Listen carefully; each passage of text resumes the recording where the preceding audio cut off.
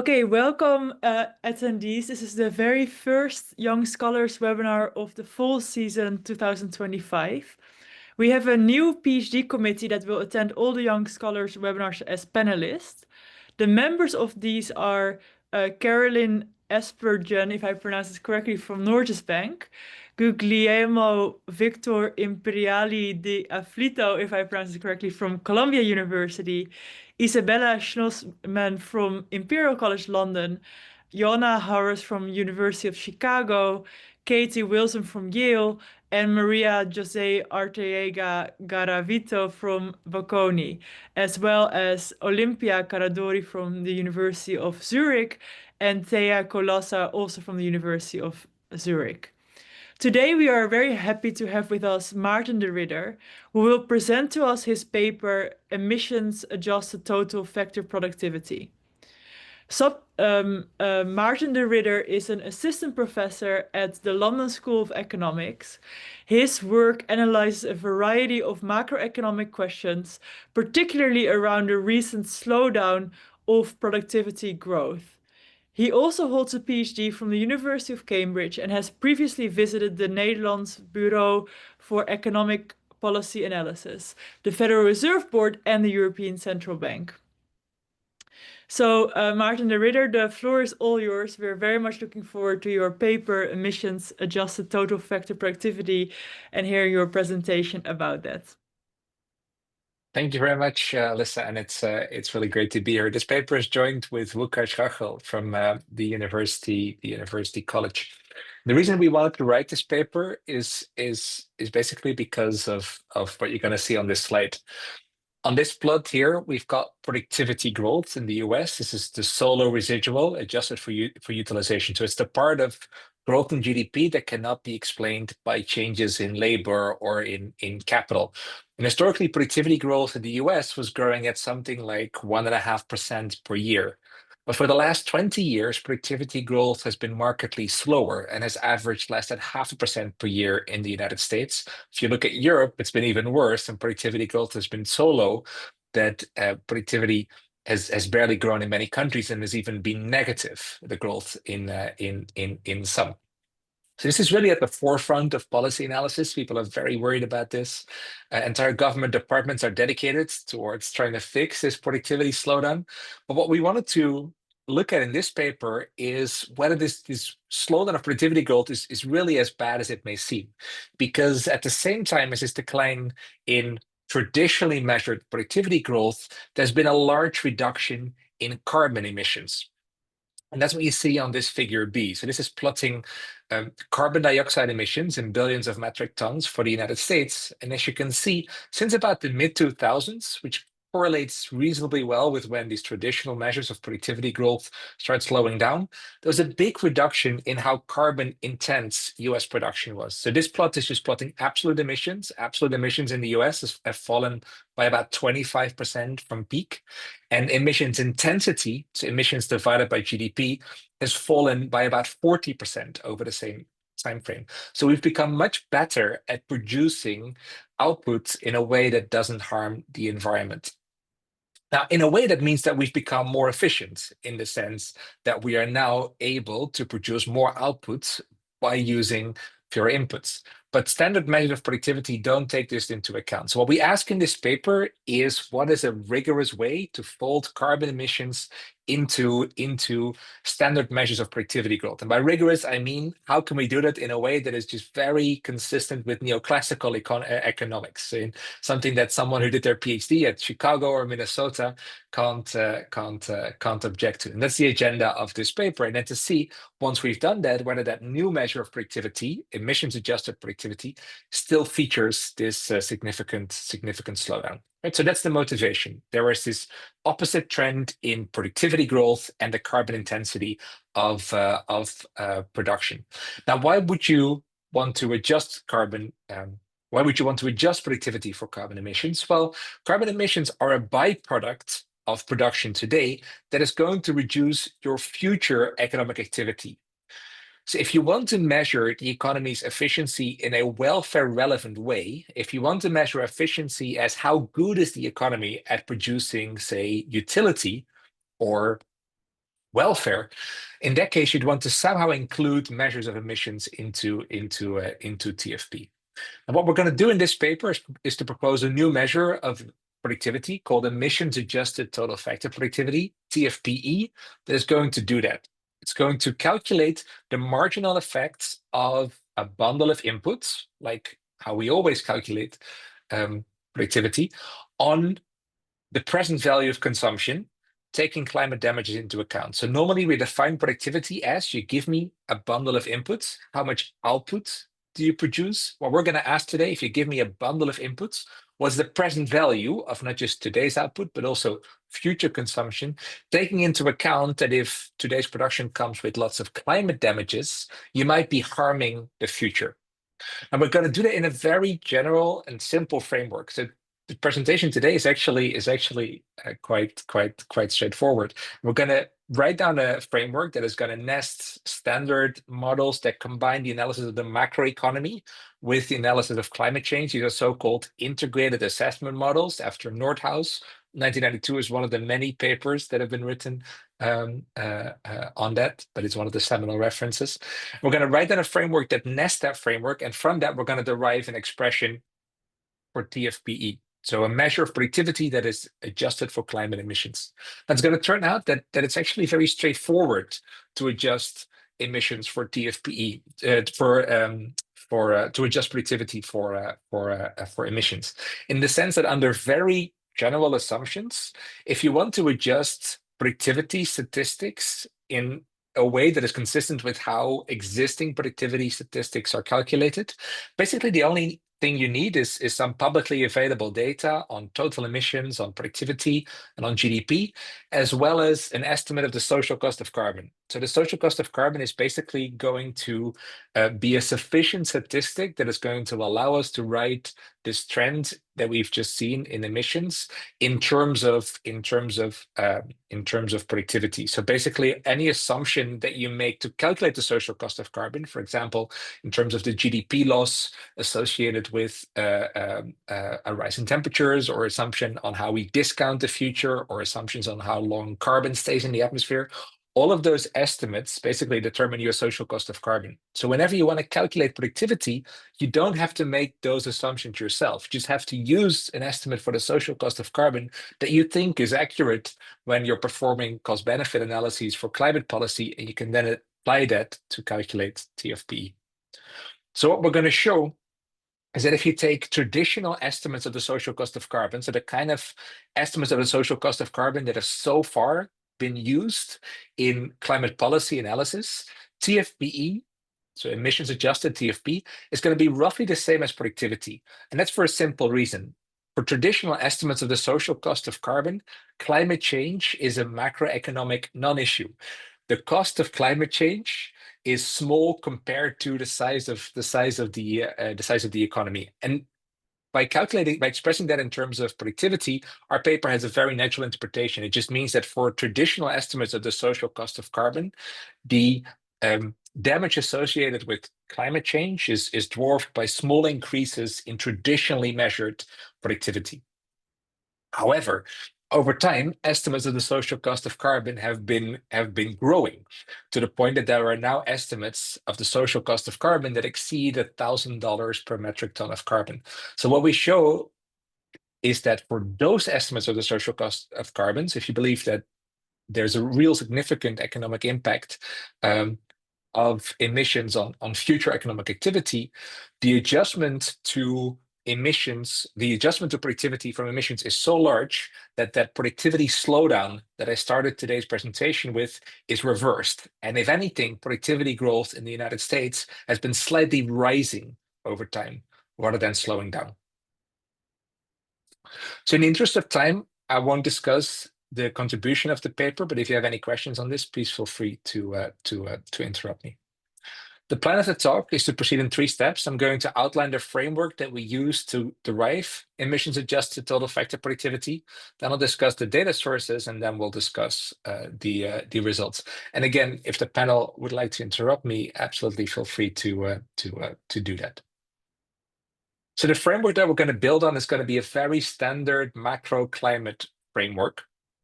It's going to be an integrated assessment model that nests the standard model by Nordhaus in 1992.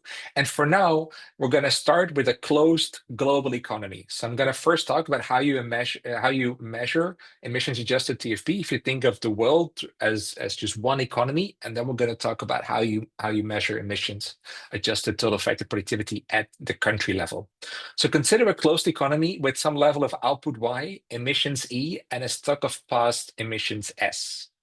We're going to make the following assumptions about GDP. We're going to assume that the production function is as follows.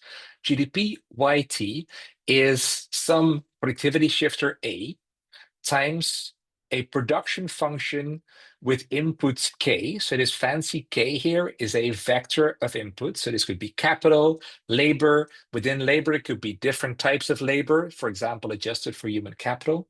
And then there is a function D, and this is the damage function. So this is the main innovation of Nordhaus, the integrated assessment model. It's to say that if there are more carbon particles in the atmosphere, that through some mechanism has a negative effect on the economy's production. So we usually call this function D the damage function, and it's a function of S.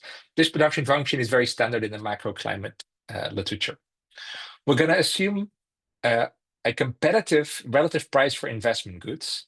And that means that the national product, as we usually measure this in the national accounts, is consumption, either by households or the government, as well as investments, where P is the relative price of investment goods. So this fancy I here is a vector of investments, say investments in different types of capital, right? It's going to be 0 for things like labor, because labor is not an input that has investments. And this is how we just normally measure. GDP. Finally, we're going to assume that emissions are a byproduct of production. So these are carbon emissions at time t. Right? They're going to be a function of that bundle of inputs that we use in production. So here we have the same f as in the production function, as well as some time varying shifter.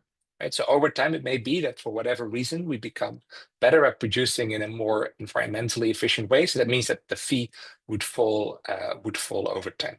Again, this is a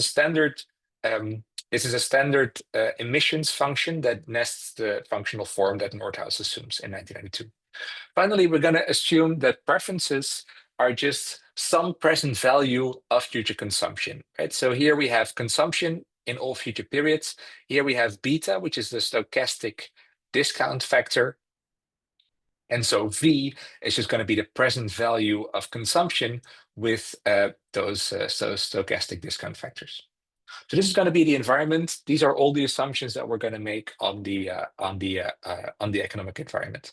So now let's talk about how you should measure Maarten, productivity. may I ask you one question in between, or would you Go prefer to ahead. wait until the No, end? no, go ahead. Absolutely. Go ahead. It's possible that I briefly missed it while I had to check something, but in case you hadn't said it yet, your function ft of capital or of ftk, I guess, does that take into consideration how green the economy is? As in, does it give a different amount of emissions if it's, renewables that are producing the economic activity, or if it's the Absolutely, right? So in two ways. So first of all, you have different mixes of inputs. So this K here is a vector of inputs.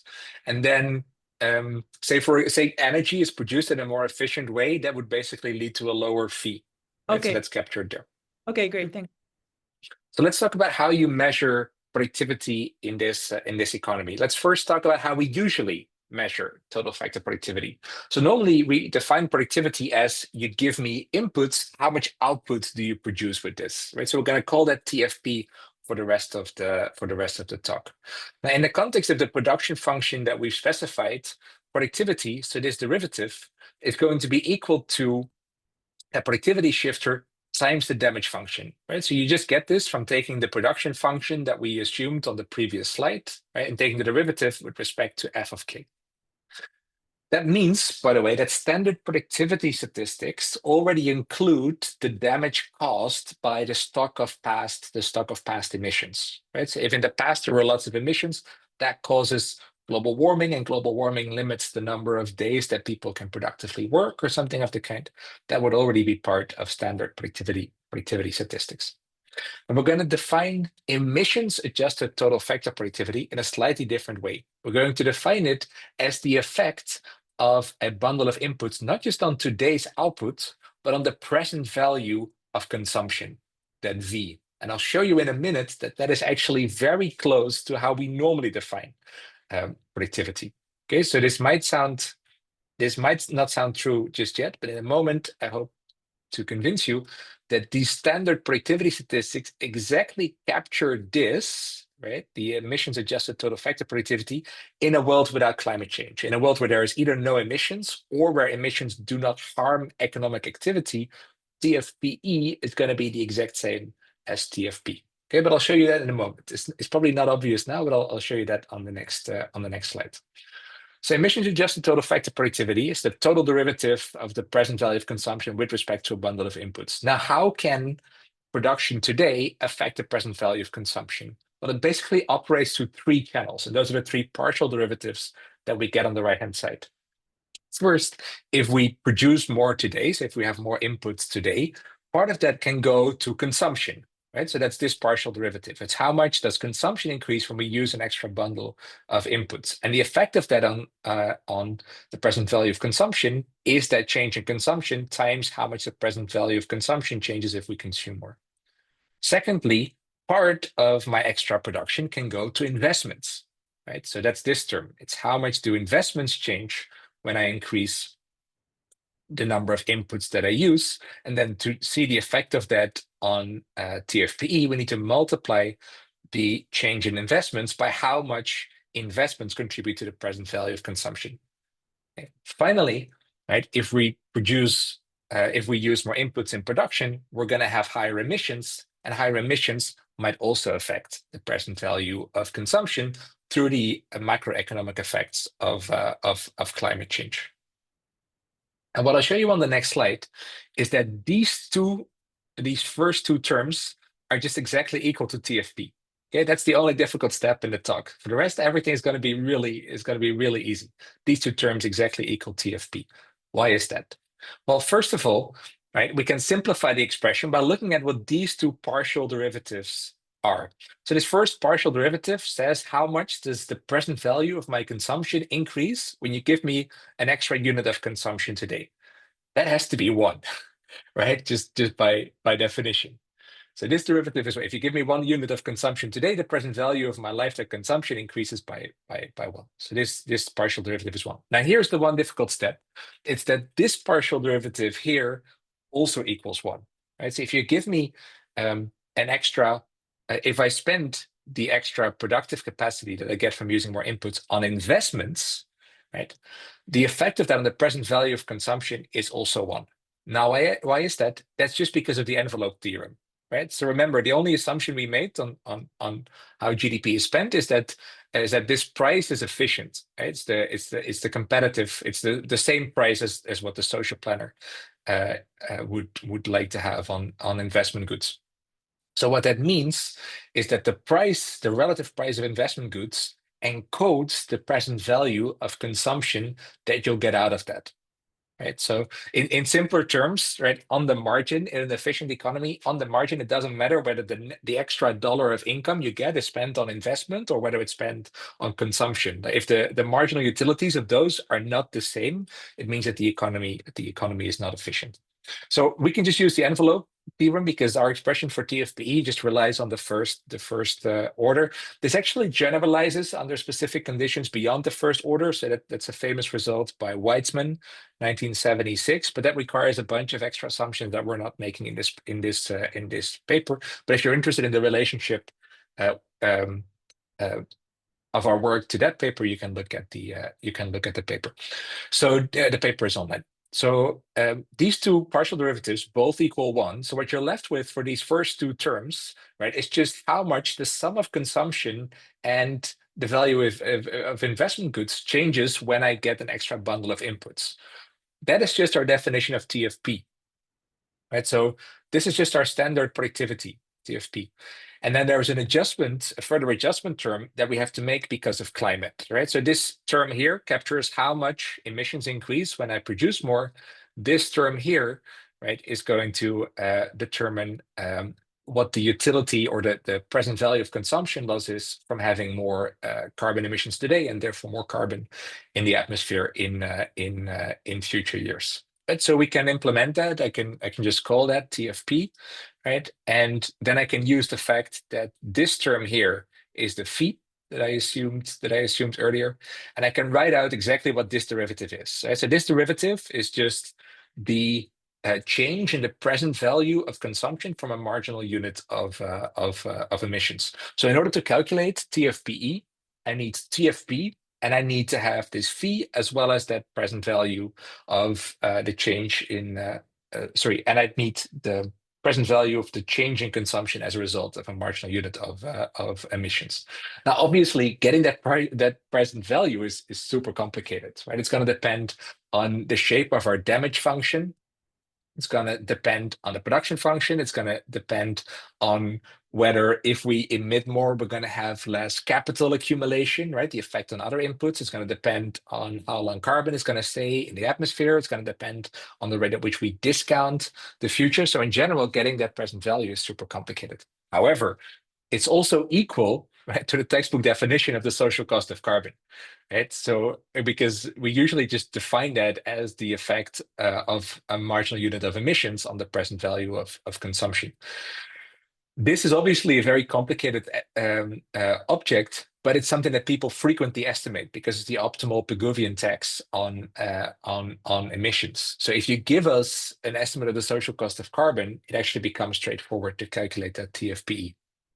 Right, so this big derivative here, I can just replace with the social cost of carbon, which might be time varying, and this phi, right? I can use the fact that I can write that as emissions divided by F to write that as a function of traditional productivity and GDP just by inserting the production function. So if you invert the production function, you can get rid of F, and then you can write phi in terms of emissions and GDP times productivity. So that's what I've done here, right? So I get TFP emissions over GDP, so emissions intensity and the social cost of carbon. So you combine those, you just get a super simple expression for TFPE, right? It's equal to total effective productivity times 1 minus emissions over GDP times the social cost of carbon. So this is something you can calculate on a spreadsheet. And it's very simple to calculate this, and that holds on the really general assumptions.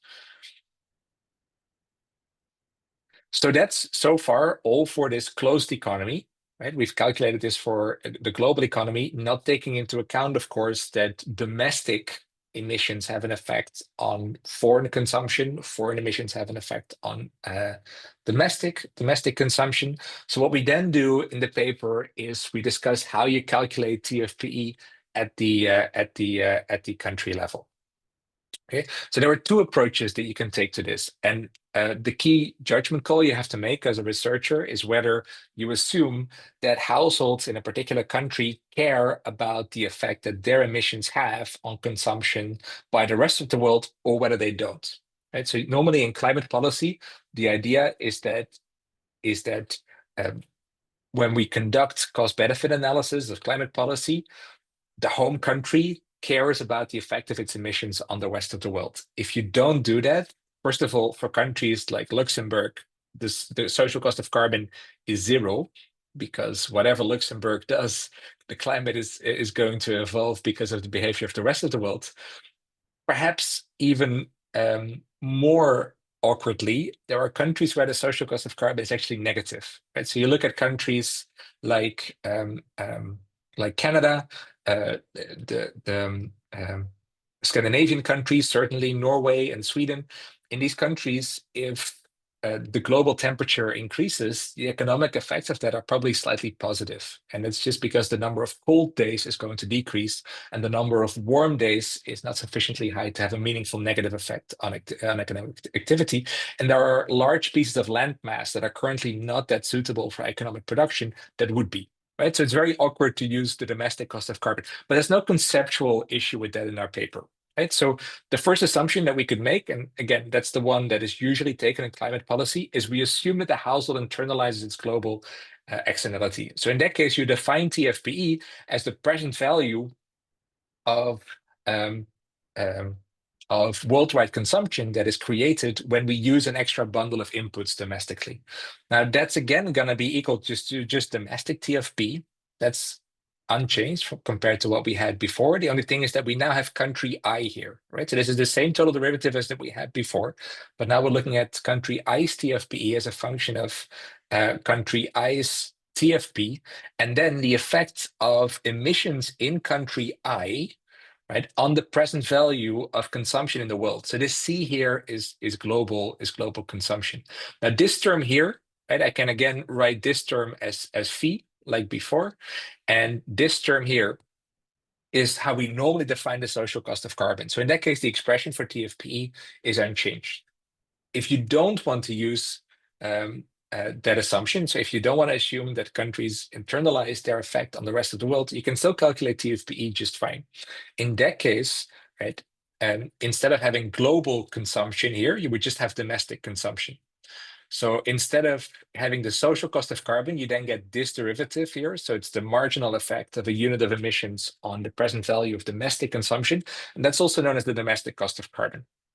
In the remainder of the talk, I'm not going to quantify this. Why is that? That's because the domestic cost of carbon for the vast majority of countries is so small, right? It's sufficiently close to zero that the adjustment to TFP is just going to be tiny, right? So in that case, there's just no need to adjust productivity for emissions.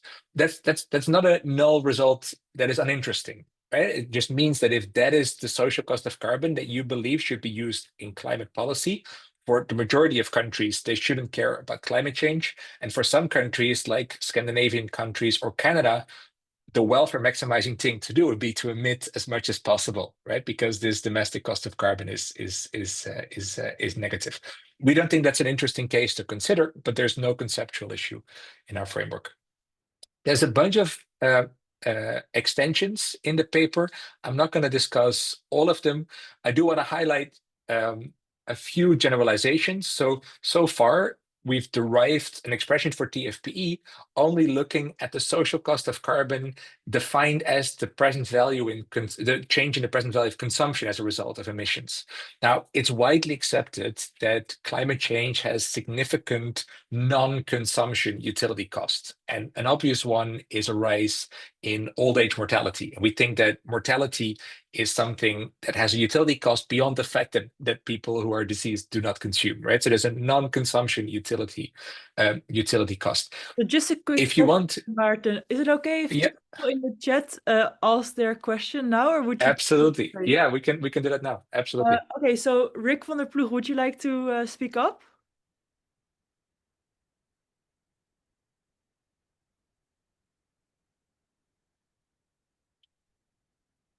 I'm not hearing Rick. I don't know if you Oh, guys are. so maybe I can ask it on Rick's Yeah, behalf. please. He's writing the social cost of carbon is usually calculated as the present value of future damages at resulting from emitting 1 ton of carbon today. Are you not worried about some circular reasoning when you use the social cost of carbon?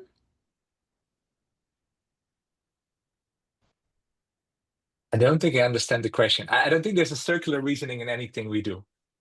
Okay, well, if Rick has further questions based on this, he might, I guess, individually reach out to you. So then there's also a question from Cynthia Yin. Cynthia, would you like to speak up?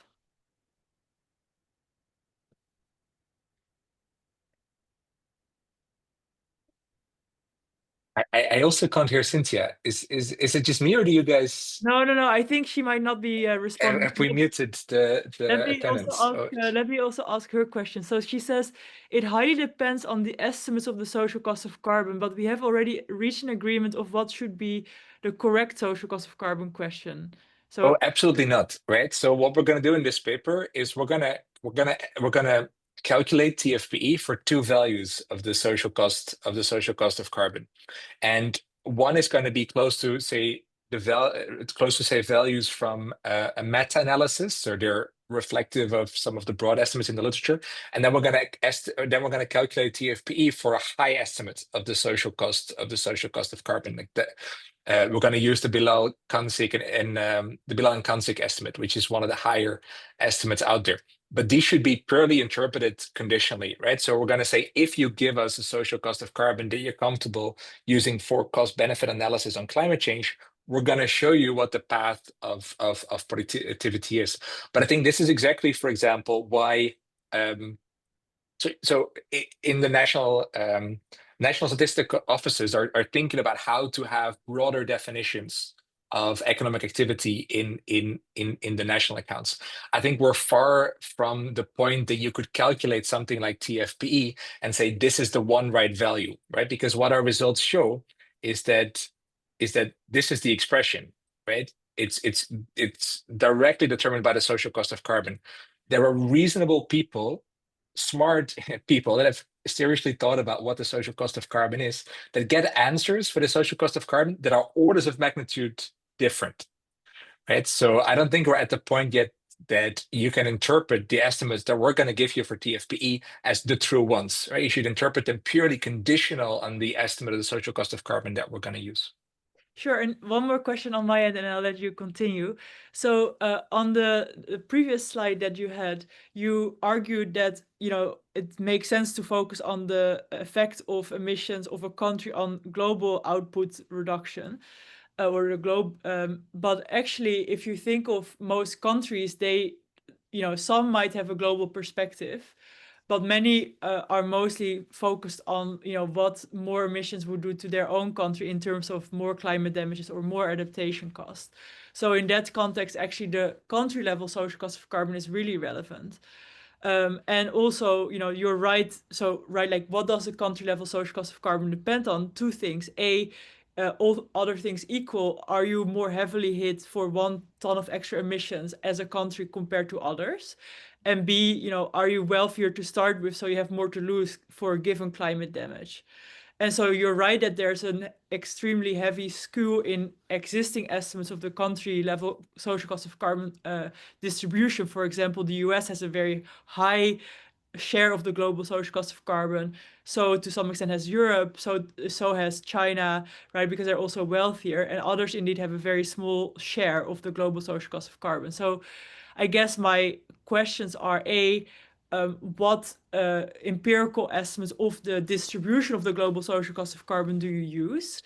And B, even though, for some countries, as you say, it may not make a big difference whether you use the TPF or the TPFE, given that their country level social cost of carbon is a small share of the global, especially if you assume the global social cost of carbon is low. But there are other countries for which actually their share of the global social cost of carbon is quite high.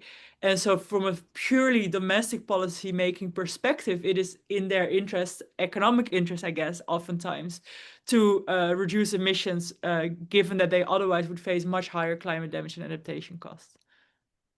Yeah, thanks very much, Alyssa. So on your first question, which estimate of social cost of carbon do we use? That's going to come in a few slides when we get to the data. So I'll get to that. On your point on rich countries being hit by a worse social cost of carbon, I don't think that's true. I mean, by and large, I think if you want to take the unilateral perspective of climate change, 80% of emissions are happening in developing countries, and these are also the countries where the damages are actually concentrated. So the unilateral perspective on climate change is that it's poor countries that are currently doing most of the emissions, and it's poor countries that will face the consequences. So any perspective on climate damages that only takes the domestic cost of carbon into account, I think is not going to be that interesting for advanced economies. But But actually, you're right that damages are proportionate. Yeah, I guess it please. depends on which empirical measure you use, because, for example, there's a paper in Nature in 2018 called Country Level Social Cost of Carbon, and they find that rich countries do have a pretty large share. So I guess, anyway, so I'm curious to hear which source you've used, but I think the big point that you're making is that it's conditional on whatever both global social cost of carbon you deem is right, and it's also conditional on the pie share, like distribution of that social cost of carbon. But I would say Absolutely, yeah. the only I point I think would make what you're absolutely right on, Alyssa, is that um, it's especially these non-consumption utility costs that are very sizable for developing countries, right? So for advanced economies, just because the damage function is proportional to GDP, the higher your GDP, the higher your domestic damages are. That's correct. But yeah, you should interpret all of our estimates as conditional on the social cost of carbon that we're going to calculate things for. So with an eye on the clock, please just take it as given that you can get the same expression for TFPE for these broader climate damages. It's just a different definition of the social cost of carbon. In the paper, we covered a case like concave utility. So far, we've assumed that what you care about is the present value of consumption. You can also have a utility function that is concave. You get the same expression for TFPE. The only thing is that the stochastic discount factor is not going to be this series of betas that we've assumed, but it's going to be a function of the marginal utilities.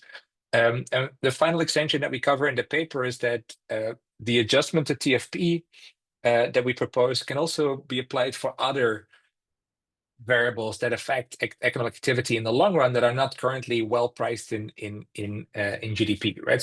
So we started with this expression for GDP that says GDP is consumption plus the price of investment goods times the investment goods, assuming that that price is efficient. It may well be that there are other variables that are mispriced, right? For example, research and development is probably underpriced on the market, but also things like education today, right? Something that we're using inputs for that affects consumption in the future. And obviously, a perfect measure for productivity would account for all of that. And so what we just show is that doing that adjustment is straightforward as long as you know the extent of mispricing.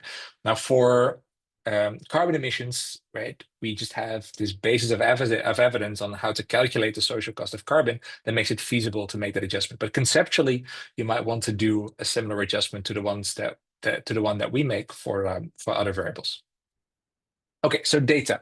What we need to calculate TFPE is data on productivity, emissions, output, and the social cost of carbon. We're going to get total factor productivity from the Panel table. So it's going to end in 2019 today because that's what we can do for many countries. For GDP, we're gonna use GDP again from the Penwell table. Again, nothing controversial there. The one real judgment call that we have to make is whether we use trade-adjusted emissions or not. Right. So there's been a big reduction in advanced economies. Some of that emissions reduction has happened because part of the production process in developed economies has been outsourced to developing countries. Now, that turns out that, especially for the US, that really explains a small part of this overall reduction in emissions. So for the US, if you look at consumption-based emission series, so they're adjusted for international trade, and standard emission series, so territorial emissions that are based on where the emissions are actually happening. They have a correlation in the growth rate of these emissions has a correlation in excess of 0.9. Right? So these things are highly correlated. We're going to use consumption-based emission series in this paper, and it's mostly to stay conservative. Right? So we're going to make the argument here that TFPE growth in recent years has exceeded TFP growth for advanced economies, and we don't want to capture this outsourcing of emissions. Again, the series are highly correlated in practice, so it's not a huge effect.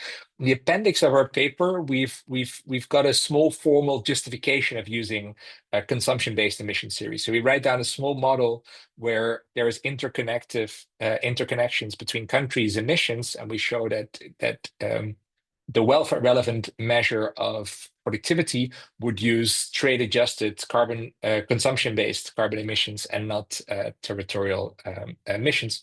Again, the difference certainly for the US is not that large. Okay, so just to illustrate that, so here we have emissions for the US and China. Let's only look at these. Right, so the yellow line here is China. The dashed line is territorial emissions. The solid line is consumption-based emissions. So they're very similar. So for China, because they export a lot, the trade-adjusted emissions are lower than the territorial emissions. For the United States, it's the opposite, right? Because it has a trade deficit. But the series are very close. And that makes a lot of sense because a country like the US is up to a first order is a closed economy, right? Imports over GDP is something like 15%, and a huge part of emissions comes from transportation, it comes from heating your house, it comes from food production, and a lot of that happens domestically. Even the TV that you buy on Amazon, obviously the whole emissions associated with the TV aren't just concentrated in the production in China, right? It's the fact that the Amazon driver is bringing it from the port to your house, the fact that you then plug in that TV for the next 15 years while you're watching Netflix on it. So all of these emissions are happening domestically. So maybe it's not such a surprise that there's a tight correlation between trade adjusted and raw territorial emissions.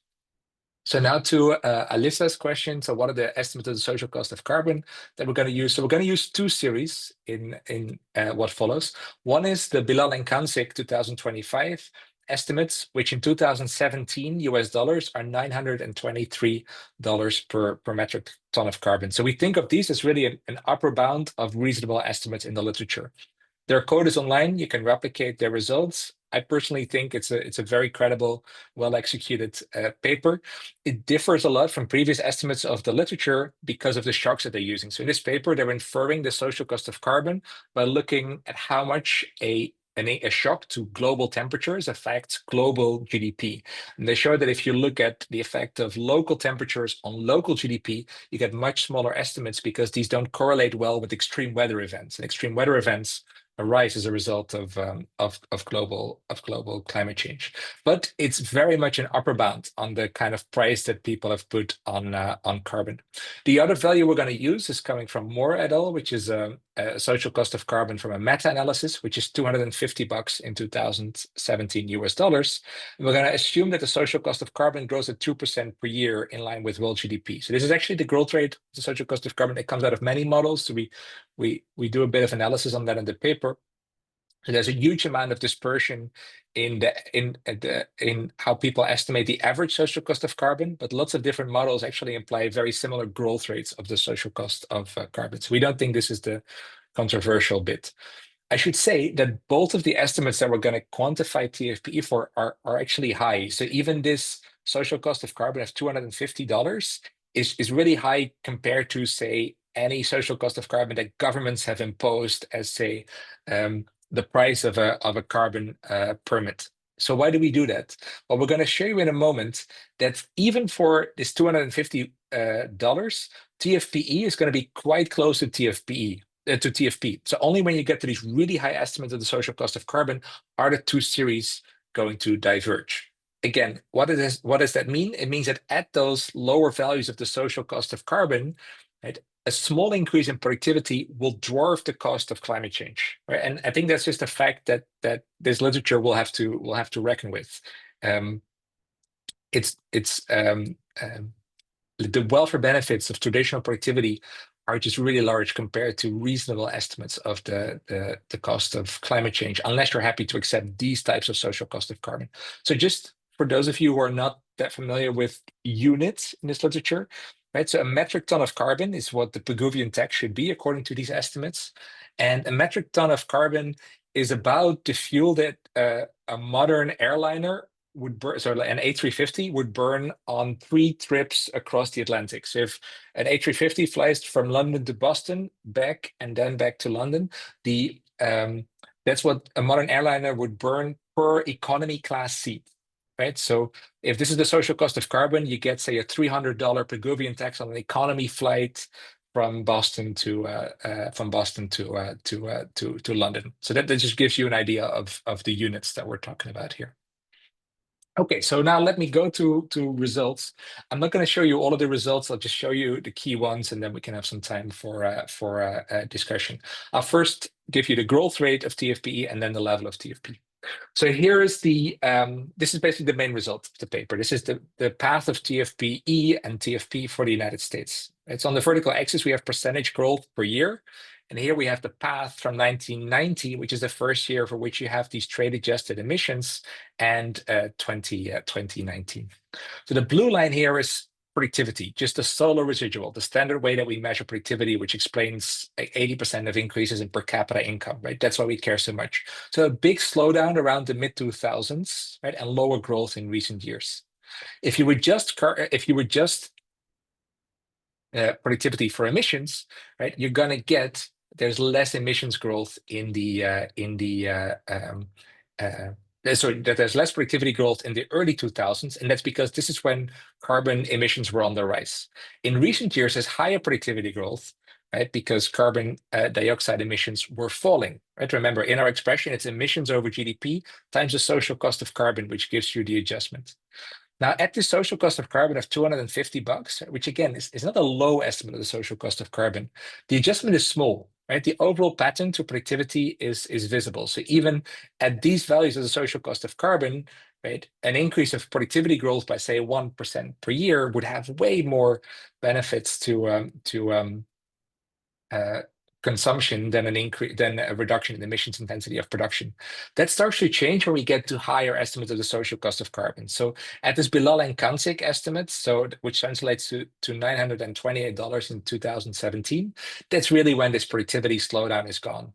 In the 1990s, when emissions were rising, right, you get that there is less productivity growth, and in recent years, when emissions were falling, you see that there's higher productivity growth to the point that this overall line, right, if you would draw a trend line in here, it's slightly increasing over time, right? So emissions adjusted total factor productivity growth is accelerating. In the paper, we do a bunch of decompositions. We show that this is driven by this decline in emissions intensity over time. In the interest of the discussion, I'm not going to explain this in detail. I do want to show you some other countries because the pattern that we see for the US is not universal per se. For example, if we look at countries like China and Korea, which have had a rising emissions intensity over time, right, for them, you see that in recent years, emissions adjusted productivity is actually lower than standard productivity growth. And the adjustment is so large that a country like China between 2010 and 2020, so before it had its recent reduction in emissions growth, productivity growth is actually negative. Right? So that means that once you take into account the fact that China was raising its emissions intensity so much that it's really harming the present value of future consumption, China was not becoming more efficient and in its production over time. So in the paper, we look at this for many other countries. We look at the level of TFP over the development path. I'll just show you one more plot on TFP. So far, I've just talked about growth of TFP, but it's also important, of course, to think about the level of TFP, right? Because say you're a country with zero emissions, to begin with, there's no way to further increase TFP in excess of TFP, right? So TFP growth on its own is not a sufficient measure for a country for a country's macro climate performance, right? So in the paper, we also look at the ratio between TFP and TFP. One nice thing is that this ratio has a very natural interpretation, namely it gives you the potential productivity improvement that a country gets from reaching zero emissions, right? So it's the productivity benefit of going to net zero, as opposed to say productivity benefits from other types of policies. So if we look at that plot for the United States, this is what we get. The green line is the path of the ratio of TFPE over TFP, and that hovers around 72%. So that means that if the US would go to net zero emissions, that would be equivalent to about a 28% increase in productivity. So again, there's a bunch of other plots in the paper. For now, let me wrap up and get to any questions or comments that you guys have, right? So traditional productivity statistics do not quantify the effect of emissions on future consumption. This paper proposes a measure of productivity that does that using very standard assumptions from the macro climate literature, as well as standard assumptions on how we measure productivity growth, right? And so what we develop is a measure for productivity that under no climate change is exactly the same as productivity, but will be different if emissions are costly. So the social cost of carbon is positive, and the economy has emissions. And so what we show is that for high values of the social cost of carbon, this really changes the path of productivity growth. US productivity accelerates after 2005, whereas countries like China and South Korea have started emitting so much that the growth in the 2010s was actually negative. All right, well, thank you so much, Maarten. So I would like to, if you would like me to read out your question, please post it in the Q&A window. You will find the function at the bottom of your Zoom window. And if you would like to speak up yourself, please use the raise hand function after posting your question so I can unmute you. And I meant to, as the moderator, also ask you two questions before handing the floor to the audience. So I just have two questions on your latest graphs. So I guess my first question is, for example, for the US, you see that for low social cost of carbon, the total factor productivity that is emission adjusted follows very closely the same pattern as the TFP, whereas for a high social cost of carbon, all of a sudden the pattern of alignment with the TFP, the TPFE is more disaligned with the TPF pattern. So my question is, why is there all of a sudden a difference in pattern for a higher social cost of carbon? Then my second question is, for a country like China, you show that the TPFE becomes lower than their TPF in later years because they've grown, I guess, more in a brown way. But why would you also expect, as you show in your graph, that the TPFE is higher? I don't know exactly what the cutoff point is, but like let's say 2000 or something, than the TPF before a certain date. So I don't fully understand why, why I guess there was a point in China's development where they weren't really emitting any carbon. So I would have expected that prior to that date, their TPFE and their TPF would have been the same. And now it would have gotten, their TPFE would have gotten worse than their TPF. So if you could also elaborate on that. And then finally, I think, whilst I buy your argument that, it's useful to look at the global implications of a country's emissions, I think that at the very minimum, you should also plot the country level implications of a country's emissions, e.a. the domestic social cost of carbon, because you at least want to show to what extent there's a bigger or smaller discrepancy, and indeed if they're very similar, then that's in itself a very interesting result. So I would very highly encourage you to include in your paper that DCC, as you call it, domestic social cost of carbon, because many countries only care about their own country. And so if, even if that results in a small difference, that's in itself a result, but there are other countries for which that is actually a big Yeah. difference. So All right. Thanks a lot. So, so on these points, right? So why is the difference so stark when we get to the social cost of carbon of $930? Basically, if you, so maybe we should put a slider or something on our webpage, like have a toolbox. So basically, gradually, right, as you increase the social cost of carbon, right, this orange line just converges to the green line, right? So it just happens to be that the reduction in carbon intensity is falling exactly at the point that this decline in the original productivity growth happens. I should clarify that that's not a causal statement, right? So in no way in this paper are we arguing that this decline in traditional productivity growth was driven by the reduction in emissions intensity. For example, if you look at the United States, it's actually changes in the energy mix that are driving this. So it's really not a causal statement. We're just doing accounting. So just to be clear, because But my question was not about the shift, but about the change in pattern. If you look, for example, around 2010, 2015, yeah, all of a sudden get a different pattern. it's just accounting, Alyssa, right? So it's just a bunch of data series that we combine using a very simple equation, right? So this one, and it's just the combination of changes in emissions intensity and TFP is such that you no longer get that slowdown. The point on the domestic cost of carbon, I mean, it's well taken, but I would argue we're already plotting it for the domestic cost of carbon. It's the blue line, right? For the domestic cost of carbon, TFP and TFPE are the same. So if you just want to, if you want to have a quantification of TFP for really low cost of carbon, like only including domestic costs, it's right here, right? It's the blue line. There's no need to quantify it beyond that because it just means that you don't have to make a sizable adjustment to productivity series. But just to be sure, if the RICA paper takes, I think, estimates that the share of US's share in the global social cost of carbon is like 30%. That's probably not a good estimate. But if for the high social cost of carbon end, that would be quite a Yeah. substantial share, right? So that would amount to saying So that. for the US is basically the GDP share, right? So the US share on global GDP, I think, is actually something like 30%, exactly.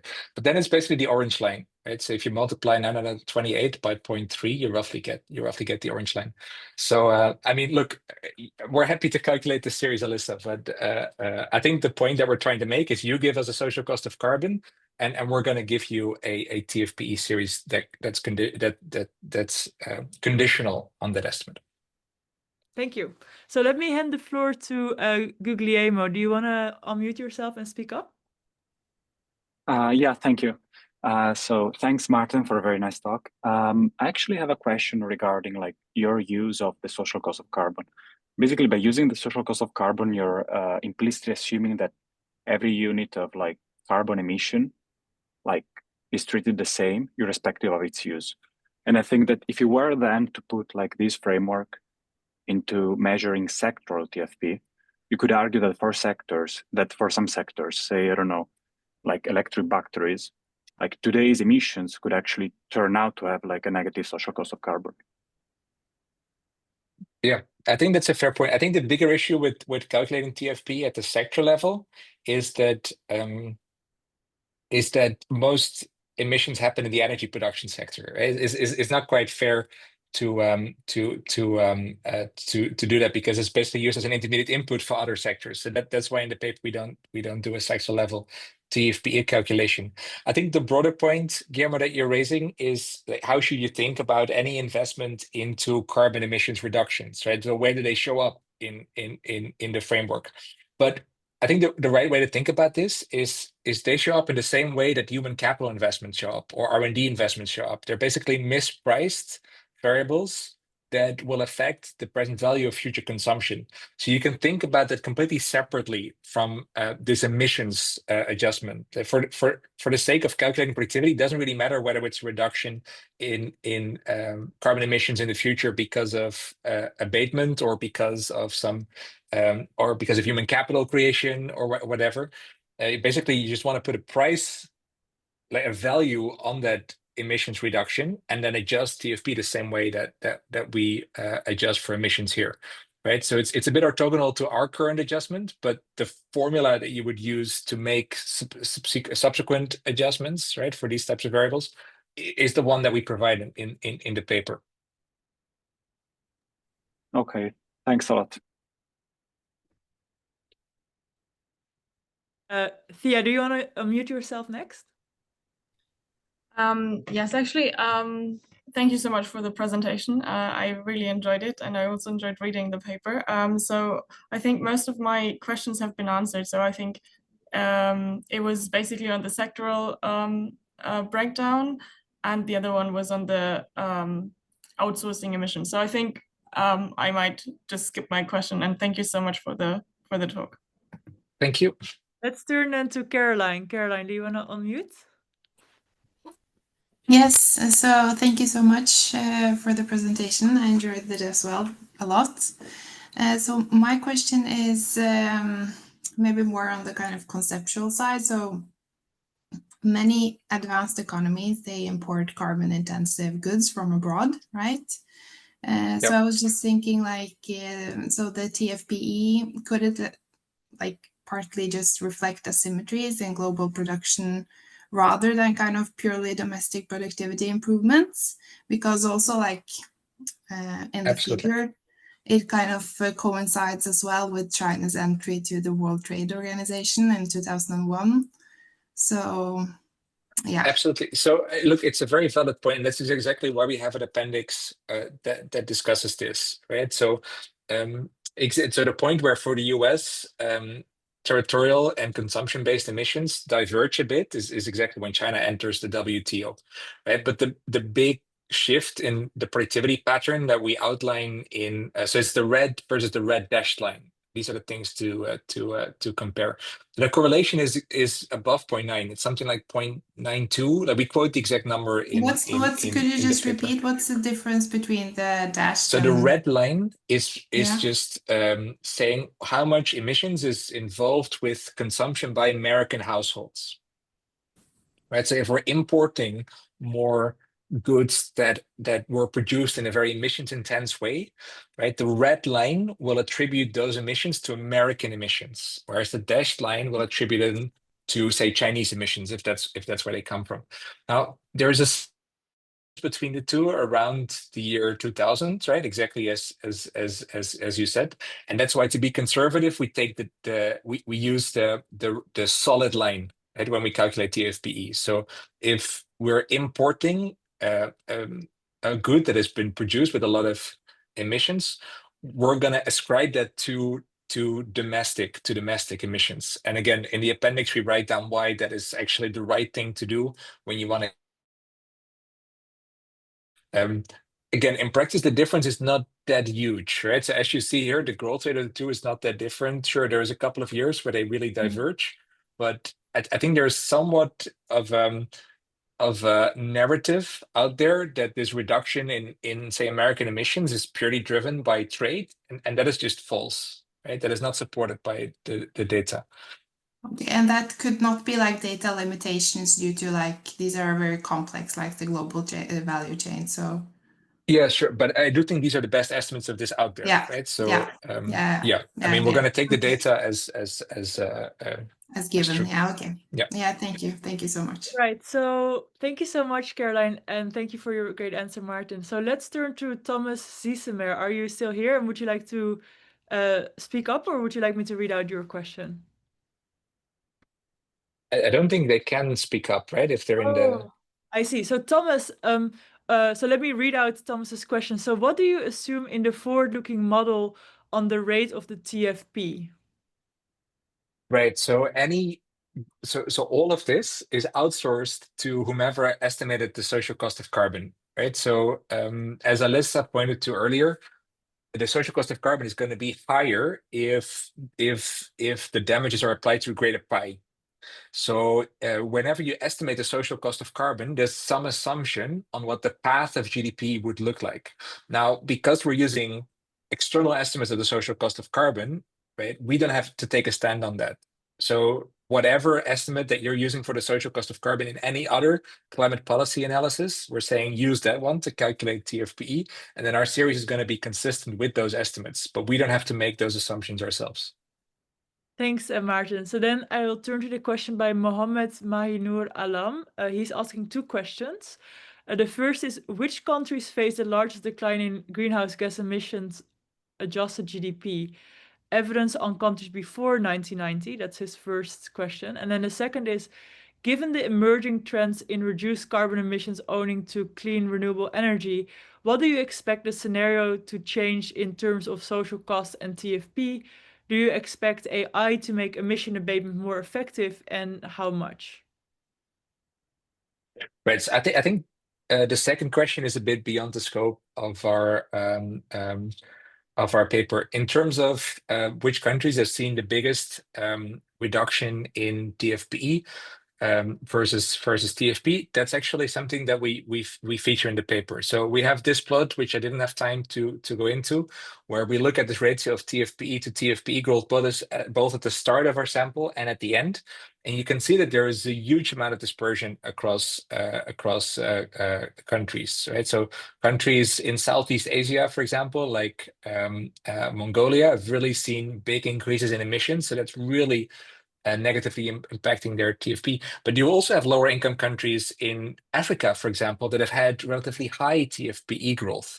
And it's because these countries have had service-led growth. Their growth has not been joined by a big rise in heavily polluting manufacturing production. But I'd say also, in the interest of time, is have a look at the paper if you want to see these plots in more detail.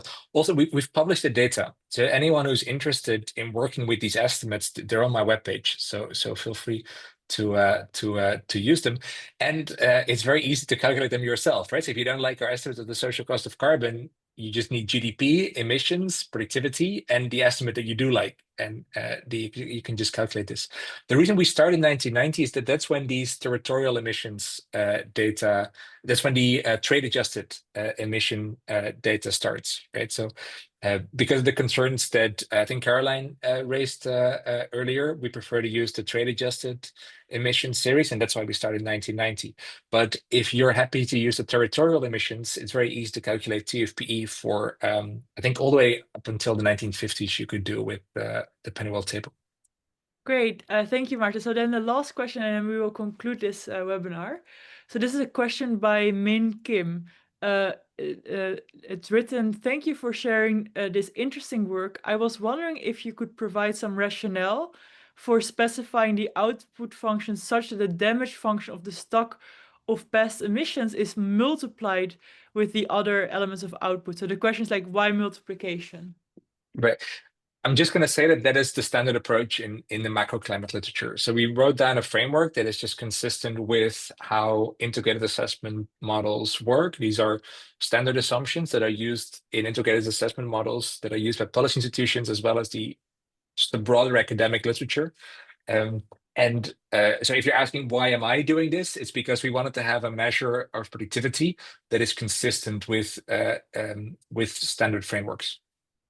Great. Well, thank you so much for your very interesting presentation, Maarten. I thought it was a very fascinating paper, hence all my questions. So thank you for sharing your work with us today. Our next webinar will take place on October 6th. The speaker is Constanza Abun from Princeton University and will present her paper, Power Decarbonization in a Global Energy Market, the Climate Effect of US LNG exports.